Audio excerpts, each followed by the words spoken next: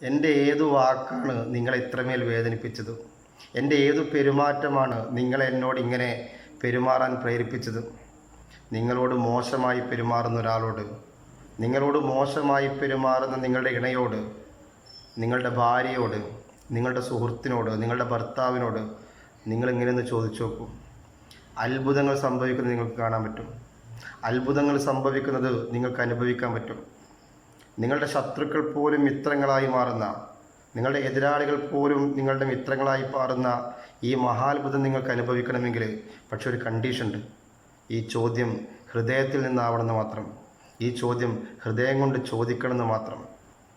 അല്ലാമ മുഹമ്മദ് ഇക്ബാലിൻ്റെ ഒരു കവിത ഇങ്ങനെയാണ്: ഹൃദയത്തിൽ നിന്ന് വരുന്ന വാക്കുകൾക്ക് സ്വാധീന ശക്തിയുണ്ട്, അവയ്ക്ക് ചിറകില്ലെങ്കിലും പറന്നുയരാനുള്ള കഴിവുണ്ട് എന്ന്. നമ്മുടെ സംസാരങ്ങൾ എപ്പോഴും ഹൃദയം കൊണ്ടാവണം. വാക്കും നാക്കും ഒക്കെ അതിൻ്റെ ഒരു നിമിത്തം മാത്രമാവണം. ഹൃദയത്തിനൊരു പ്രത്യേകതയുണ്ട്. ഹൃദയം സ്നേഹത്തിൻ്റെ കേന്ദ്രമാണ്. ഹൃദയം കാരുണ്യത്തിൻ്റെ ഉറവിടമാണ്.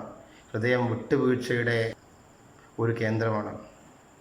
ആ ഹൃദയം കൊണ്ട് സംസാരിക്കുമ്പോഴാണ്, ആ ഹൃദയം കൊണ്ട് സംവദിക്കുമ്പോഴാണ് നിങ്ങൾക്ക് ഈ ശത്രുക്കൾ പോലും മിത്രങ്ങളായി മാറുന്ന ഈ മഹാത്ഭുതം നിങ്ങൾക്ക് കാണാൻ സാധിക്കുക. ഖുർആനിലൊരു വാക്കുണ്ട്, നന്മയും തിന്മയും തമ്മിൽ സമമാവുകയില്ല എന്ന്.